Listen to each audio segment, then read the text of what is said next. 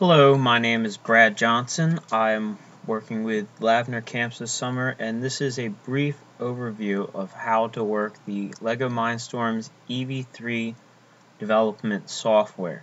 Now, if you do not have the EV3 software installed in your computer already, I'll include a link in the description so you can download it.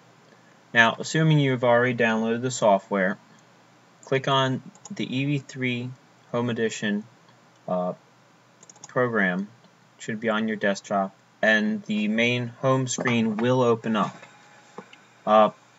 So there's a couple points to make on the home screen. As you can see, you have these little interactive robots greeting you, and you can click on them and it'll give you a bit of a description about the robot. Now, the other two most important things is the bottom toolbar, which has a couple videos about getting started and how the software works if you need additional help. And additionally, since you will have access to the internet, you can open the EV3 help website, as well as the content editor and user guides. They're helpful as well. Now, if you want to start a project, you have two options. First, you can use the Open Recent button, and that will allow you to open a recent project that you've already been working on. This is the easiest way.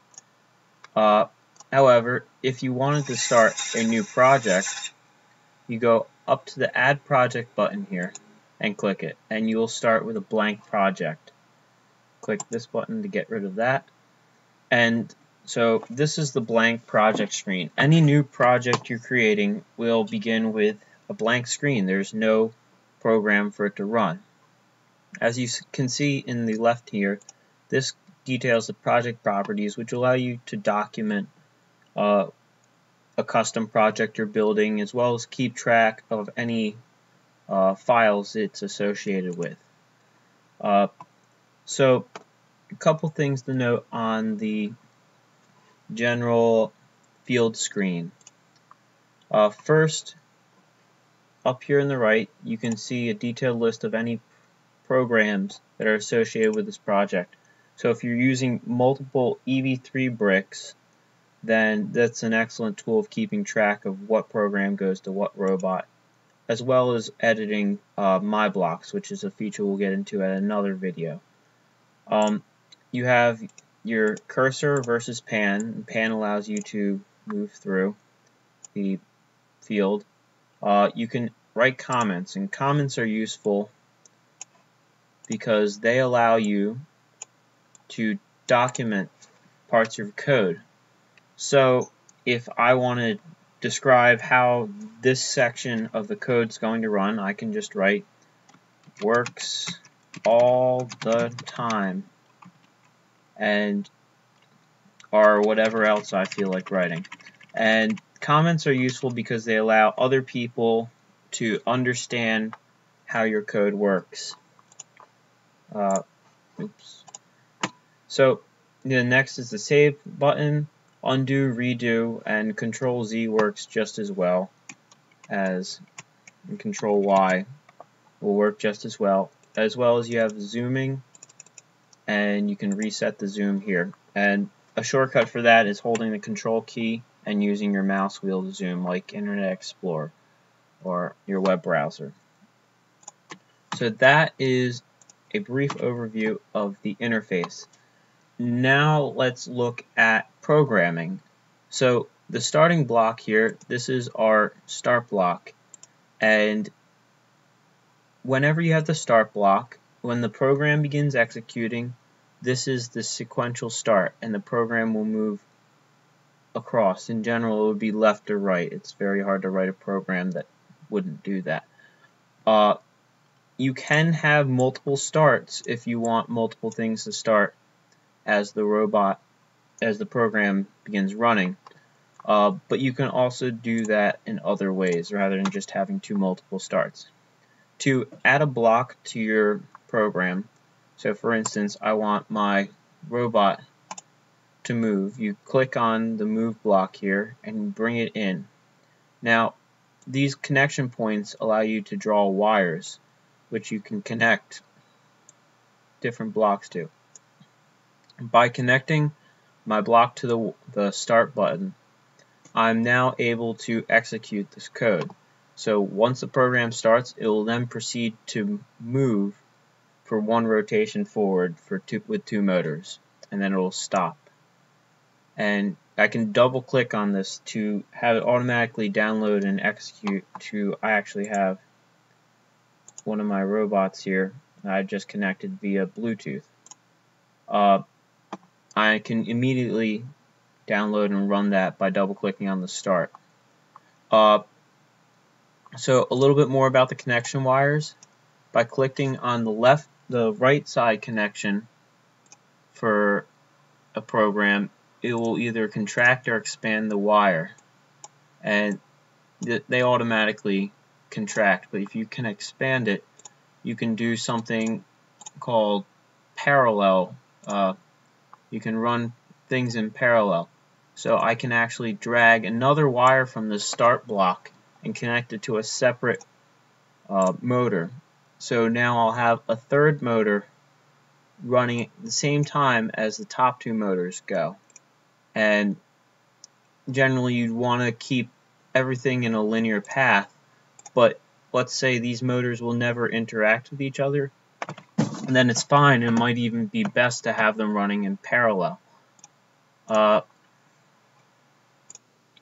Next, let's look at what's called the block box, or this box down here. And as you can see, it has different color tabs. Each tab represents a different set of blocks. So for example, these blocks here, they're all colored green, represent actions. So you have your movement blocks and controlling motors, the display, the sound, and even the light for the brick status. Additionally, you have flow control, which includes the start block, waiting, loops, switches, and interrupts. You have sensor blocks, which will give detailed information about a sensor measure, and you can use that in other parts of your project, as well as more complex things. This is the data operations block, which will generate random numbers, display text, compare ranges, do math, and any logic operations, as well as create and read variables. You have more advanced stuff, which includes file saving, sending messages, Bluetooth, even a terminate block so you can stop the program if something happens. And then the last pin is your my blocks, which, for example, I want to make a my block. You can create it, and they're per program basis. So I'd go up the edit and my block builder, and then you can go through that and create a my block, and it would appear down here in this bin. Now let's quickly take a look at one of these blocks here. So the general usage for a block would be in the top right corner here, indicates what ports it's interacting with. So if it's a sensor or motor, you would have the option to choose a couple ports up here, and you can even make it an input. So that brings us to the inputs here. So each one of these indents can be an input, and the input has a data type. This would be a number, and this would be a Boolean data type. And what you can do is, I mean, you don't have to, but in this case, let's say we have a variable and we want to read the variable, and the variable is going to be logic. We can link, using a wire, that logic variable to the brake, and in order to activate the variable, you'd have to attach it there. Now this won't work because the variable hasn't been assigned a value or a name or anything, but in general, that would be how you can alter these values using inputs.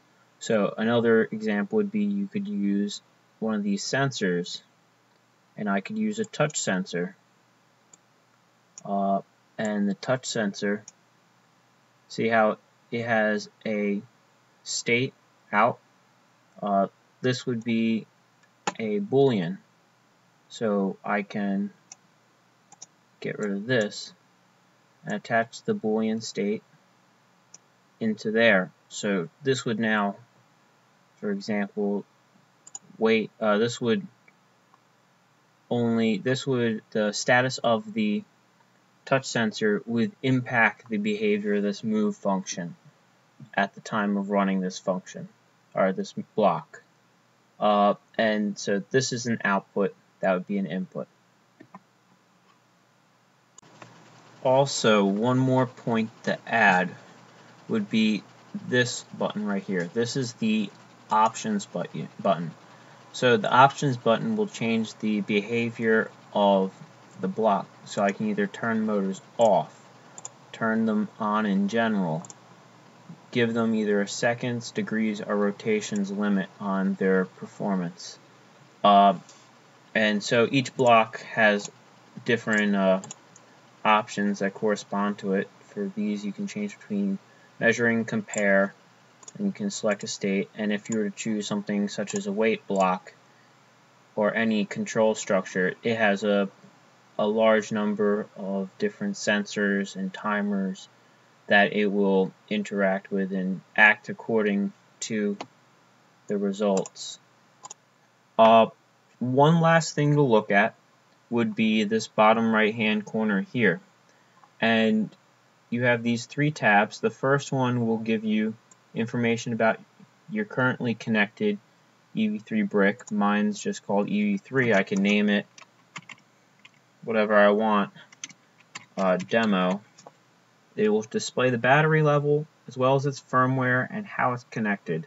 This here is the memory, so you can see what kind of files are on your brick and perform any file operations there. This is the port view section, and it allows you to see information about what sensors are plugged into your robot. Currently, I have 2 motors plugged in here, and it'll allow me to interact with the rotation sensors. As you can see, I'm rotating the motors and they're changing. This is a ultrasonic sensor, and you can see me putting my hand in front of it and reducing the distance it's recording. There's a gyro sensor, which again actively will change its numbers based on how I move the robot in real time, as well as the 2 touch sensors, which I can toggle on and off. Last, we'll show you any EV3 bricks that are connected to your robot, and see I can either connect or disconnect the robot as I have here, and then reconnect. And the last thing you really need to know about the software is this little bar here. This will light up when the EV3 brick is connected, and you can see all the information here.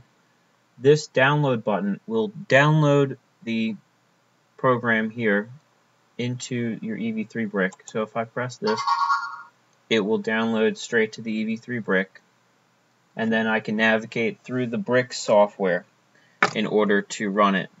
However, I can also press the run button here, and it'll instantaneously download it and then run the program on my robot. So it just moved forward for 1 rotation and stopped quite abruptly. And then I can press stop here to end it. And the last thing I want to do, and can do, is the run selected button. So if I wanted to actually have it play sound, and I'll connect my play sound here, but I only want it to play this sound, I will select my play sound and then go to run selected, and as you can hear, I just played a sound and there was no movement operation. Okay, so you may notice that when you download the EV3 software, it does not have support for the gyro sensor, the ultrasonic sensor, or the NXT sound sensor. And in order to have support for these, you're going to need to download them from the internet. So we may have to develop some method of distributing these. but this is something you should be aware of. So first we're going to want to go onto the internet. So here's our Chrome window, and to find it, search Lego EV3 sensor blocks, and the first link that comes up will bring you to the Lego EV3 website. I'll include the link to this website in the description of the video. But once you come to this website, like this one pulled up the gyro meter, so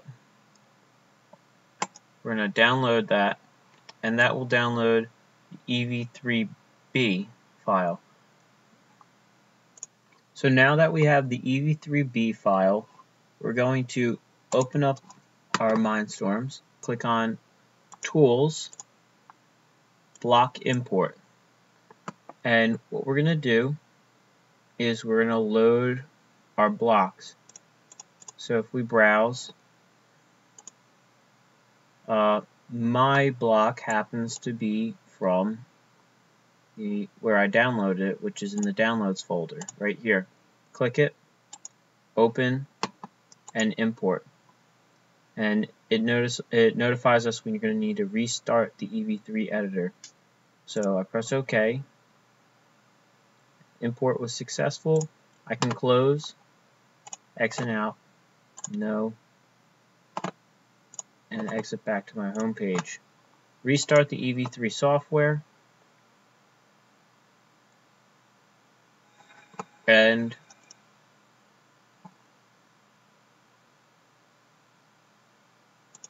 here we have it right here, the gyro sensor block ready to be used. And that is how you import blocks from the internet, or in general any EV3B file can be imported into the program in that manner. So that's a good general overview of how the software works and how you can build programs and download it to your EV3 brick, and I'll look forward to talking to you in another video. Take care.